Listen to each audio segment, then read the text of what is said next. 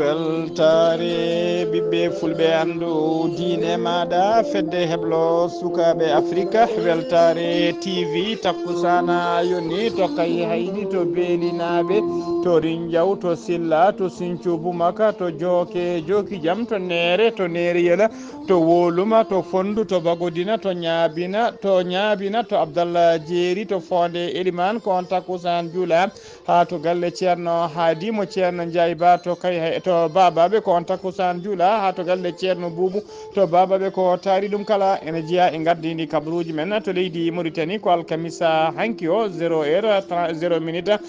woni tigui uddugol luuma jarribo e nder jokli leydi Mauritanie kala to leydi Sénégal capanɗe 33 tonnes marchandise uji ɗi moƴƴani ɗe appumen gasi wondude drogue e podɗe ɗaynoje ko tetta e nder juuɗe kay commerçant ji ɗi nunɗani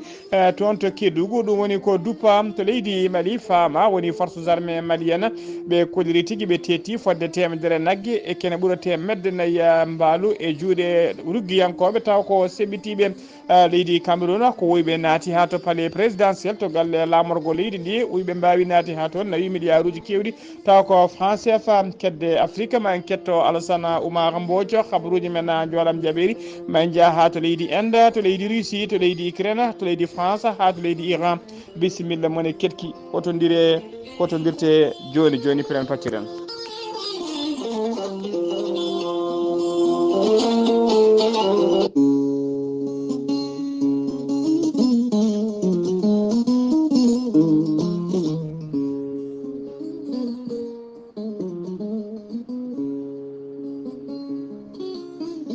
aadi bil aadi salade aadi ɓuuri firtude aadi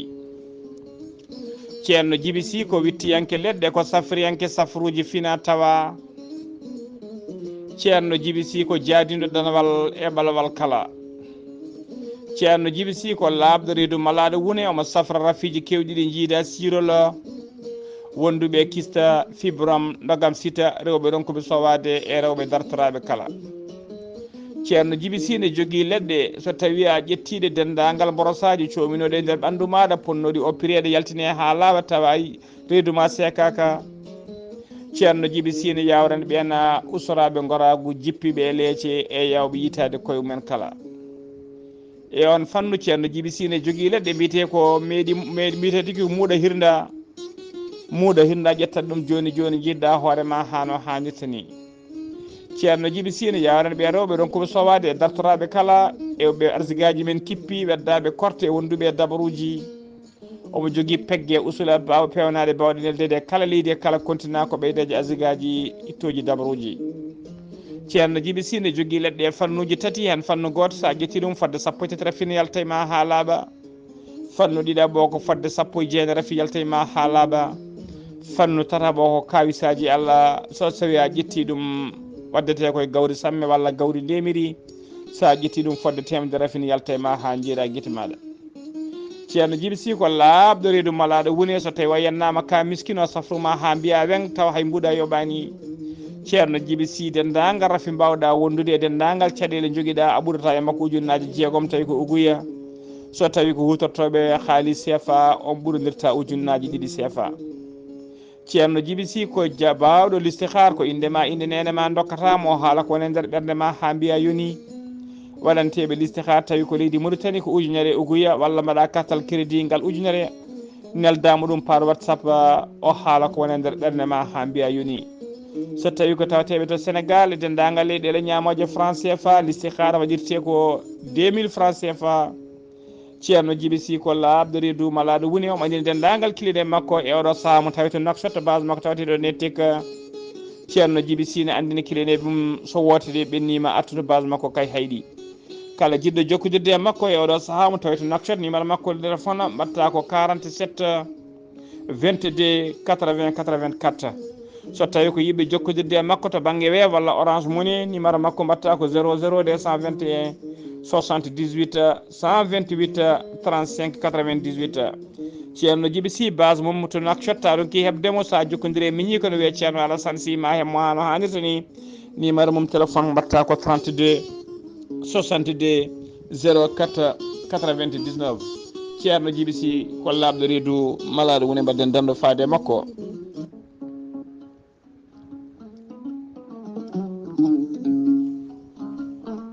aadi bil aadi salade aadi ɓuuri firtude aadi gorko mo melga wuro jinneji wi ko firtata aadi mo aadi nden jande weltare TV weltare ɓiɓɓe fulɓe andu diine maɗa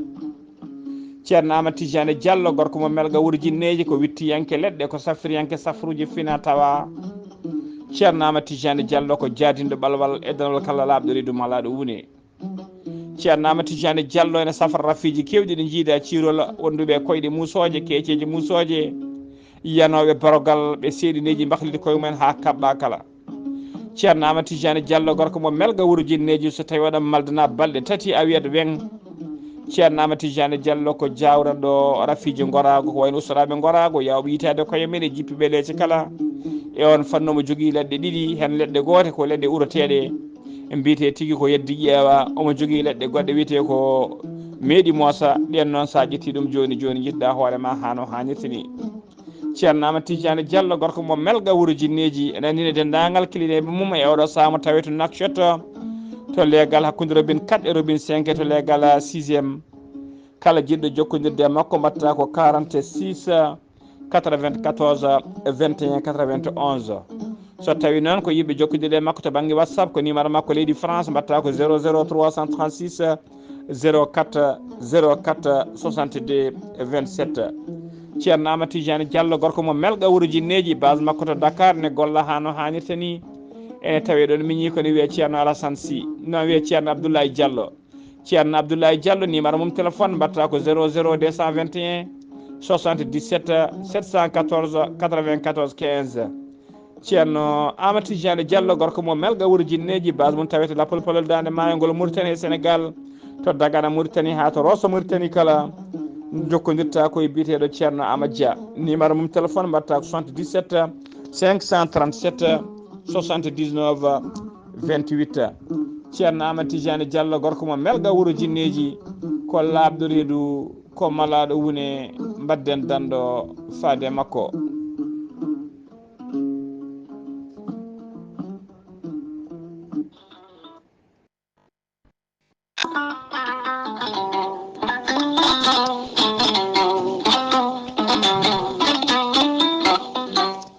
wisa mawɗo ekkiɗo hen nalliki mbiyaki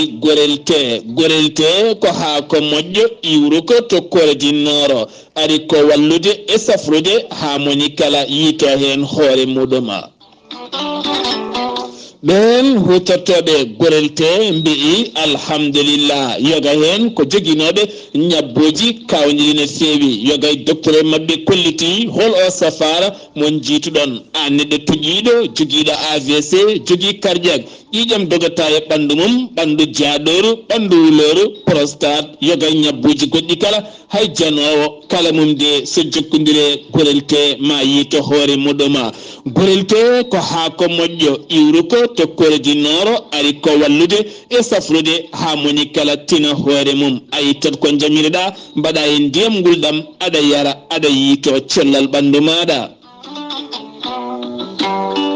so tawi jiɗɗa ko hebde ko laaɓi ko fate gorelte jahata koto site mabɓe internet a mbaɗa www.gorelte ma janggan hoorema kala muma so tawi noon ko tonggode gorelte gonɗa koto Italie jokkodirta koye ceerno Abouli mbatta ko plus 39 339 856 67 39 so tawi noon gonɗa koto Espagne jokkodirta koye Amadou Touré plus 34 643 29 22 96 so tawi noon gonɗa koto Mbour jokkodirta koye Saydou Ndaw 77 388 21 88 so tawi noon gonɗa koto ndendori jokkodita koye Salif Diallo 77 901 74 67 so tawi noon gonɗa koto Kaolack jokkodita koye Khadijatou Guissé mbatta ko 77 693 55 12 so tawi noon gonɗa koto Jimbe jokkodita koye Amadou Thioban mbatta ko 77 428 85 88 so tawi noon gonɗa koto leydi France jokkodirta koye Haruna Ngayda 06 50 99 64 43 musidɓe tedduɓe gorel te ko safara tan woni e moɗoma. Kettude kaburuji mon e demgal pula Afrique, Asie, Europe, Amérique, Moyen-Orient, Océanie. jam ñalle mon musidɓe tedduɓe ɗen gone aljuma nogas jeetati lewru juin hitande ujunnaji ɗiɗi e nogas nayyi habruji mon e ɗemgal pular e sawta he ko musidɗo mon sehil mon haali abouba to karallagal ha mbawon yiide en to banggue nate ɓosoje ko ɓiñi men sehil men saydou abouba hono no mbiruɗen ene gardidi kabruji men koto leydi Mauritanie pudortoɗen alkamisa hanki o nogas jeeɗiɗi lewru juin sa nogas jeeɗiɗi lewru juin 0h00 bawɗi uddi kay dendagal bawɗi to fati ruma jarriba ha laaɓi e nder jokli leydi Mauritanie kala to Likseyba gorgol noon e département mum kala ɓe juɓɓini meeting taw ko meeting clôture woni tigui meeting uddugol ko fati ruma jarriba meeting région de gorgol noon so tawi ko meeting uddidgol ruma jarriba waɗano ko toon tokkay hayri so tawi noon ɓe kawruno noon kamɓe kala so ala kay ko heddi so wona meeting clôture woni mbaɗaɗuno ñalawma hanki o ni yuɓɓinte koto Likseyba gorgol teskama noon haysino yoga e département ji kay garani notitade e oɗon meeting haɗani kay ɓen taw ko cadre uji wondude e maire uji e militant ji commune aji nayyi tawateɗe e nder département mo Likseyba woni commune de Likseyba commune mo Ɗalahaya commune mo Ganki e commune mo Biccungal notitima e meeting he ɓe gari e keewal ɓe gari tigui e peewal ɓe juɓɓini meeting o noon ɓe juɓɓini meeting o noon yuɓɓina ko ɗon to Likseyba gorgol to wiyete place de liberté ɗum ne tawe yesso mairie e yesso galle hakim mo Likseyba gorgol e tawtorede kay coordinateur régional mo INSAF e coordinateur régional INSAF e coordinateur départemental wondude e coordinateur communal ɓeɗo kala mbawi tawtorede oɗon meeting député ji maire uji e conseil ji municipaux député municipaux kala mbawi tigui notitade e oɗon meeting o noon heewi yimɓe kala kadi ko jinno kala ko yiɗano tigui haalama hen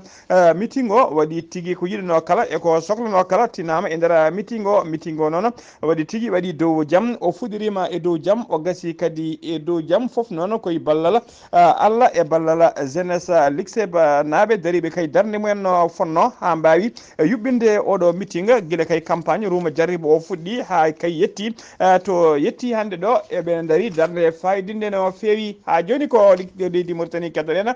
Mohamed Cheikh Al Ghazouani hoorejo gendi Mauritanie tawi kadi kañum woni candidat landa eɗin safa e sumgoji kay e ƴammoyde lefol laamu e sumgoji tijjari ñalawma janggo no gasi jeenayyi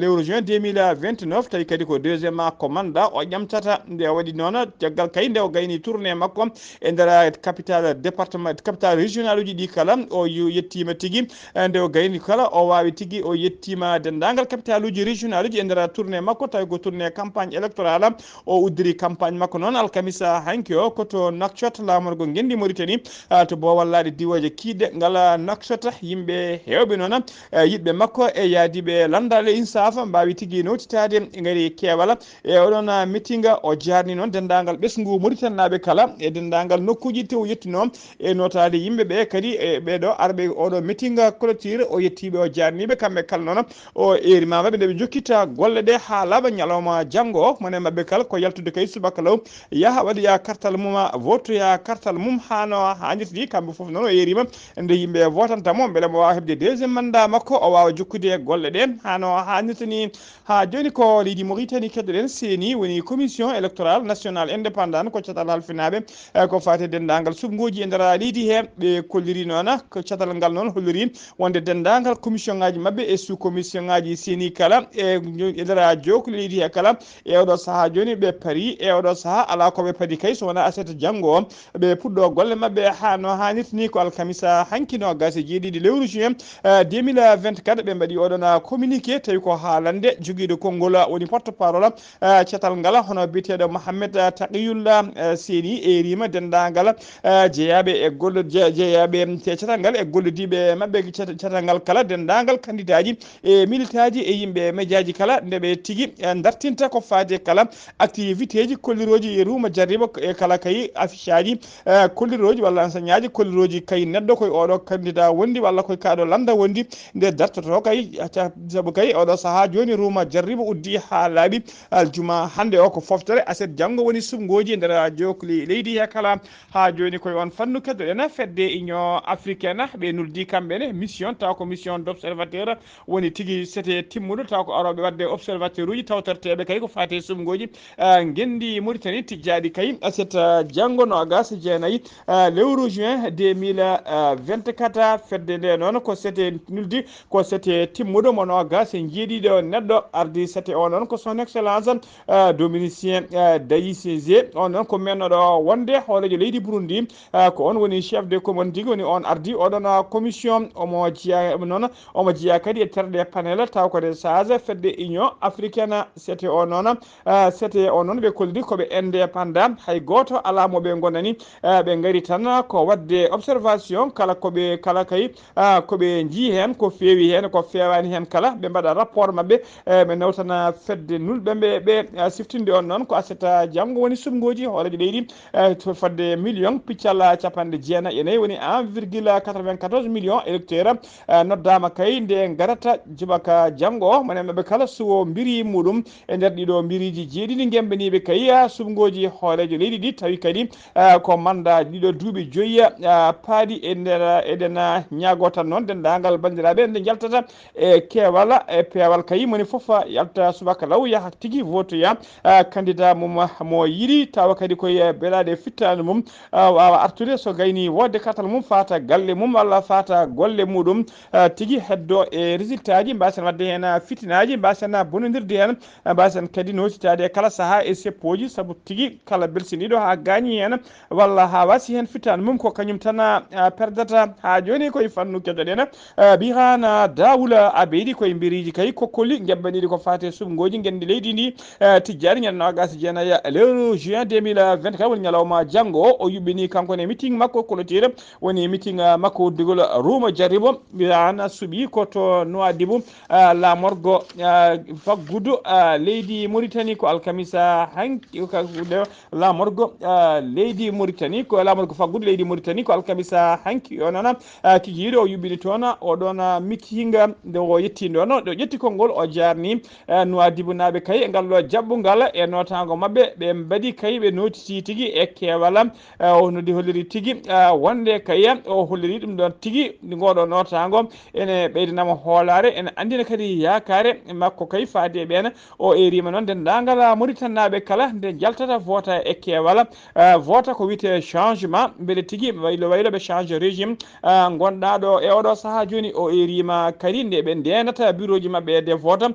kala fraude woni fenade walla guyka kadi ɓe jii hen ɓe mbawa wullutoyade catala bitegal Seni o holliri noon so tawi kaya o laamima so Allah rokkimo polgo o laamima maw addu wayloji kewɗi o maw addu wayloji kewɗi maw tigui maw addu wayloji kewɗi o adda potal e nder gendi Mauritanie o holliri noon yo Mauritanie naɓe kala yo Mauritanie naɓe o holliri noon o waɗi kadi o jingani tigui ala kala ko heddi ko fate ñingde e laamu ngu ala ko heddiniɓe kay so wona ko yejjini ala kala ko haalani e oɗo saaha joni ñingde e laamu gardigu leydi ndi ha joni habruji men ɗemgal Pulaar habruji men demgal Pulaar sen numima to leydi Mauritanie koto leydi Sénégal paɗena to leydi Sénégal mission taw ko mission d'audit woni tigui nuldama mission d'audit woni mission waɗoɓe enquête nuldama toon to AIBD woni aéroport international Blaise Diagne on mission noon commission taw ko catala bitegal IGE woni inspection générale d'état halfina ɗuma kamɓe auditeur uji ɓe halfinaɓe kay enquête o koɓe sagataɓe jeegomo golle mabɓe noon ko wadde enquête kay ko fati gestion aéroport woni tigui ngaaluji keɓeteɗi ɗi en ni holto ɗina ngaaluji naati e yidde kadi andude e nder ɗiɗo duuɓi kay tuggi 2017 ha 2024 ɓen kay taw ko gollotoɓe ƴettaɓe e nder ngal ɗon po walla diwaje holno ɓe ƴettira kay golle ɗe so tawi noɓe ƴettirani ene leewi lawol so tawi kadi gestion aéroport nde ene reewi lawol siftinde o noon oɗo saaha kala AIBD woni tigui aéroport Blaise Diagne ene jogui caɗele seeɗa to banggue faggudu enquête o noon ɓe joofi ko directeur uji ɗiɗi addinoɓe aéroport nde e saaha laamu Macky Sall ɓen goni hono directeur Doudou Ka wondude directeur goɗɗo ne wiye Abdoulaye Dieye ko ɓeɗo ɗiɗa woni tigui jofaɓe feɗenu e nder oɗon enquête halfinaɓe enquête ɓe noon enquête ɓe joddima e directeur kesso kalfinaɗo AIBD guila kay Bassirou Diomaye Faye ari e jappere laamu on woni biteɗo Cheikh Bamba Dieye soɓe tawi soɓe mbaɗi tigui audi mabɓe enquête mabɓe o so tawi kay heeɓi ɓe mbaɗa rapport mabɓe on rapport noon direct fayata koye hoorejo leydi ɗi hono Bassirou Diomaye Faye ha joni ko leydi Sénégal keddoɗen jiyan ha to Pikine ñande aljuma ɓennuɗo sanga 23h ko biyeteɗo mo yette Diallo jahannoɗo haaju mum kañum tigui fotti e tigui e tokara mum tawi ko agresseur Sara Bretela Padoua waɗɗani école Mariama Niassa ko sagata gorko mo duuɓi capantati ko ono foti onne ko Diallo yettete inde mum fuɗɗori ko alkulal kañumne nden tigui o hon Faye makko waɗimo agressé wone tigui yidde waddemo agressé kankone ko ɗon o darti on nde o darti on ɗon ko on tigui on sagata dufti laaɓi mum agresseur dufti laaɓi mum fimo labɓe kewɗe no fewi agresseur o noon fayi o agresseur on nde fimo labɓe kay ha sikki ha kay ɗayni ko mayɗo Faye tigui e jiifaji makko ne nanna juuɗe mum e jiifaji yen e posuji makko ne itta kala ko tawi toon caggal ɗum noon woppimo tigui hakkude wurɓe mayɓe yeehi ha ɓooyi kadi arti addi laaɓi mum kadi jokkitimo ko ɗon ɗacci omo tigui o wondani e wonki baraɗo o noon jeyatno koto legal bitegal Pikine goskiki nawama to mon ko hôpital Idrissa Pouye de Grand Yoff police noon ɓe commissariat Parcelles Assainies notitima hen mbaɗi tigui constat mumen ɓe udditi en kadi losgoji enquête mabɓe commissaire Kébé o Parcelles Assainies o gollidima e commissaire Kaya mo Grand Yoff e wondude police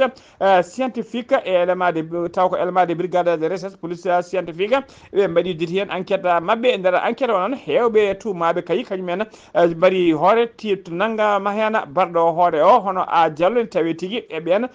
tumaɓe e nder enquête he noon haaɓe jenana tigui ko a Diallo kañum yooɓi fittadu makko e ballal caméra de surveillance ɗeɓe mbanno tigui visualisé ɓe tawi tigui ko on yooɓi fittadu makko kadi e saaha mo nagga comciɗi ɓordino ɗi e saaha nde warata hoore ko ɗin comci ɓorni hande naggate nde ɓe tawrimo kadi laaɓi o wardi hoore ki laaɓi ki ɓe tawi makko kadi laaɓi ki ene wonti ƴiƴam e oɗo saaha joni noon waɗama mandade dépôt mo fadi visa makko faade kasso mawɗo ha joni ko leydi Sénégal keɗotoɗen khalifa général famille oumarien on woni ceerno Bassirou Tall noon o arti e fitinaji bannoɗi toon to Madina Gounass ñande julde taske ɓennude ɗo nde ñande julde taske ɓennude ɗo nde hakkude kay famille aji ɗiɗi woni communauté ji ɗiɗi taw ko communauté uji julɓe ɗiɗi kala communauté ji ɗiɗi kala ko julɓe woni tigui hakkude communauté e gaddugol khalifa diine mo Madina Gounass hono hakkude taw hakkude kay communauté ji ɗiɗi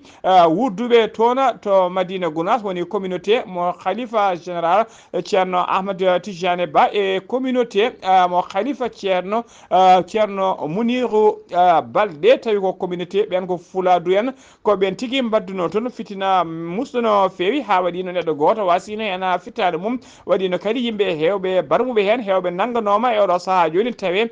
tigui e juuɗe daddiɓe konko khalifa oumarien noon o waɗi erago nde kayi o waɗi erago kayi nde jaam artata toon o erima dendagal communauté ji ɗiɗi kala wonde kay kamɓe kala koɓe julɓe kamɓe ndendi diine islam o kamɓe ndendi wuuro ngo kamɓe ndendi leydi ndi ɗum noon nafata heƴata kamɓe koddigal moƴƴal wona hakkude mabɓe pamodiral wona hakkude ko ɗum tigui woni ko nafataɓe nafata leydi ndi o erima kadi dendagal khilfaɓe diine leydi ndi kala kamɓe kala nde ɓe jaltata ɓe mbaɗa duwawuji ɓe duwa kay beele jaam ene arta toon to Madina Gounass jaam duumo toon jaam duumiɗo wona toon e dendagal leydi Sénégal e dendagal windere kala ko ɗum woni ko ñaagui o haali ɗiɗon konngudi noon kanko ceerno Bassirou Tall o waɗi haalande nde noon koto Louga e saaha kay ɓe jaɓɓino no Sherif goto e taniraɓe Cheikh Ahmadou Tijane Sherif ha joni ko leydi Sénégal keɗoɗen jiyan ha to Kédougou capantati tati tonnes marchandise uji ɗi moƴƴani guilay drogue ha kay simme biteɗo chicha e poɗɗe daynoje wondude e marchandise uji ñameteɗi ɗi happuji mumen gasi ɗe happuji mumen gasi foof noon naggama duppama ɗi duppama ɗon koto dépôt jinne nokku biteɗo keñoto ne tawe yaltirde wuuro Kédougou ko service régional commercial mo Kédougou kañum tigui teɓino oɗon marchandise ɗiɗo marchandise uji e juuɗe ɓen commerçant ji ɗi nundani ene tawtora noon duppugol gol hono gouverneur mo Kédougou biteɗo Mariama Traoré e autorité ji kewɗi Kédougou mbawi tawtorede oɗon tigui cérémonie taw ko fate kay duppugol ɗiɗon marchandise uji ɗi ndewani lawol ha joni kabaruji men demgal Pulaar cennumima to leydi Sénégal koto leydi Mali paɗena fama woni forces armées malienne nana jokki kay darde mumen e pellital mumen habtade kay ittude fittude terroriste ha laaɓa e nder jokli leydi he kala koye ndina mbadi noon alkamisa hankino gasi jeeɗi lewru juin 2024 sanga 14 heures woni 2 heures ñalawma seɓɓitiɓe jiiɗino wadde ñangu mumen e poste de sécurité tawateɗo yaltirde wuuro witego Anderman Boukan tawatego e nder région mo men ka seɓɓitiɓe ɗon gari tigui kene joguiti ha teddi dadiɓe leydi ndi ɗon mbawi tigui dartadeɓe no doole mum ponno dartiɓe tigui haaɓe jatiri ɓawo mayɓe kunde condi e kuure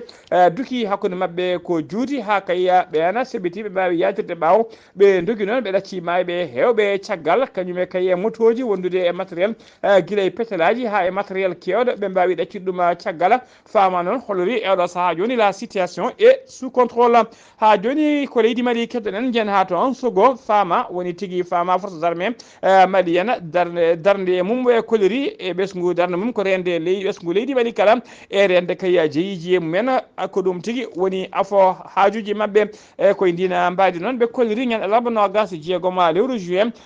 gonɗen ndu jawdi hewdi tawi kadi ko dabeje kewde kononode ɓe mbawi tettu ɗum e juuɗe rudu giyankoɓe taw ko wuyɓe ɓe seɓɓi taw ko ɓe wuyɓe kadi ko seɓɓitiɓe ɓe tetti e juuɗe mumen ɓe koleri ɓe tetti kene ɓukke ɓe teddi ɓe idi kay ko felɓodirde ɓen seɓɓitiɓe joguiɓe kay ɗeɗon dabeje ɓe pellodiri e mumen ha ɓen mbawi kay haaɓe mbawi hebde polgu ɓe tetti fodde kene ɓuura temedere naggue e kene ɓuura temedde nayyi mbaalu ɓe mbawi tettude ɗum e juuɗe seɓɓitiɓe taw ko rudu giyankoɓe ɗum noon koto wuuro wiyete ngo ɓuura ene tawe nder cercle ansogo ɓe mbawi soggude dendagal ndemir ndi ɓe mbawi artide tigui ha e nder koye guure jomumen ɓe batti ɗum e juuɗe maire commune mo ɓuura ko on halfina kay ha wawa moni foof hebta jeeyiya muɗum hano hannirta ni habaruji men demgal Pulaar ha joni to leydi Mali keddoɗen to jeen ha to Kadiola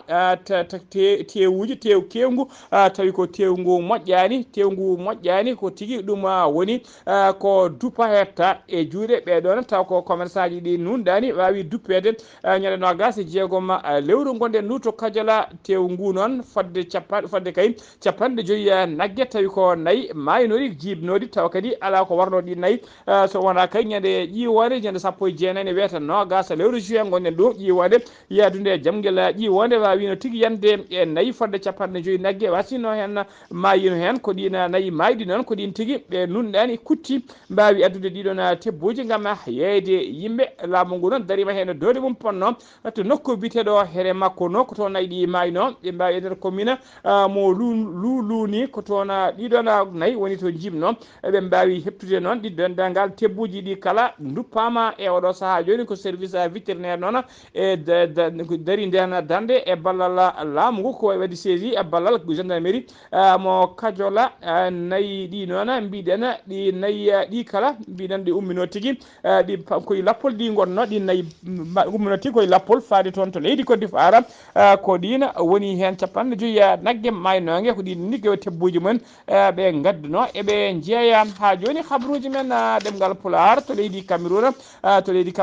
paaɗen ko hewani yiyede ko hewani nanede ɗum tigui woni ko waɗi toon to leydi Cameroun ko wuyɓe ɓe hinde braquer uji kamɓe addi walla ɓe hinde cambrioleur uji kañumen jani to galle lamoro woni to palais présidentiel kala toon to Cameroun ɓe gujji toon noon ɓe gujji toon noon document ji tawa kadi ko document ji confidentiel woni secret ji ɓe mbawi kadi nawde toon koppereje milliard uji kewɗi taw ko France CFA yimɓe noon godotoɓe to galle lamoro gam yidde kay famdinde histoire o ɓe kolliri tigui wonde ko nawa toon ko wona hunde fayidinde no fewi kono so tawima nder réseaux sociaux hewɓe kolliri ko milliard uji kewɗi tigui woni ko wiɓeɓe jaadi ɗina milliard uji noon ɓe tawi ɗum tigui koto bureau directeur cabinet Paul Biya horejo leydi ndi directeur cabinet makko ene wiye Samuel Mvundu Oyolo ko bureau mum ɓe naati ɓe tawi toon milliard uji kewɗi wondude dossier ji confidentiel ko ɗum woni koɓe jaadi enquête jaajo udditama hen galle lamorgo noon wi tigui wonde kaya woyɓe e saaha nde gaari toon hawri ko caméra de surveillance uji ɓe paani ko ɗum saabi oɗo saaha joni image mabɓe heɓaka kono enquête jaajo udditama hen beele kay eɓe mbawa teɓede habaruji men ɗemgal Pulaar kedde Afrique jabɓuɗen ko musidɗo men sehil men Alassane Oumar Mbocca gorko mo Saro Ndogu. Alassane Oumar Mbodj a salminama. En calmitima Ghali Abouba, en calmini dendagal hettiyankoɓe Ayawo TV. Habaruji men ko yowiti e dongre Afrique e ñalawma hande o ko to leydi Mali puɗotoɗen jagorgal mabɓe ko yowiti e ogirde o wi kay yo arstotoɓe kaŋŋe yo dartinno golle mumen ha ndungu ngu kay wono ɓinnere men e dow jaam nde tawno hewɓe hen ina mbomo e ɗin tawkade ko ɓulli ɗiɓe gastoto kaŋŋe fedde oni wi doronk ɓuri kay wawde kay simmede koye e dongre Afrique nde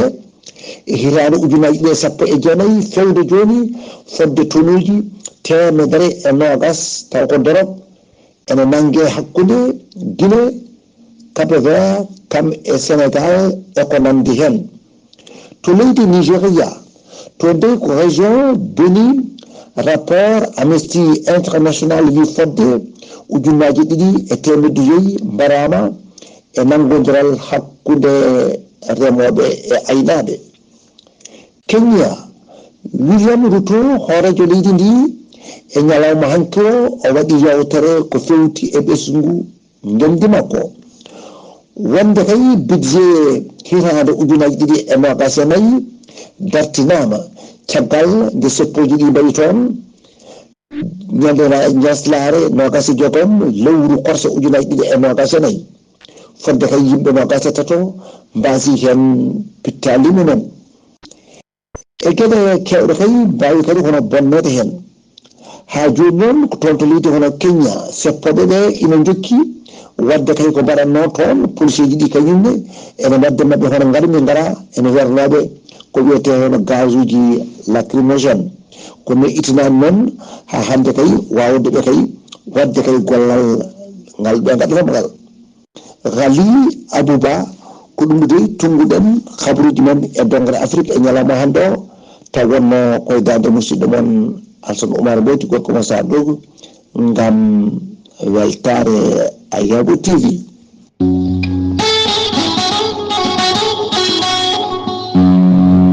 Dokay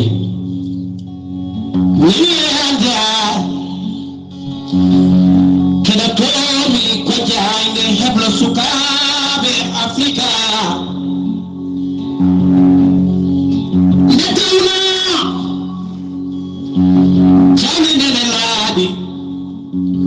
kadi humpede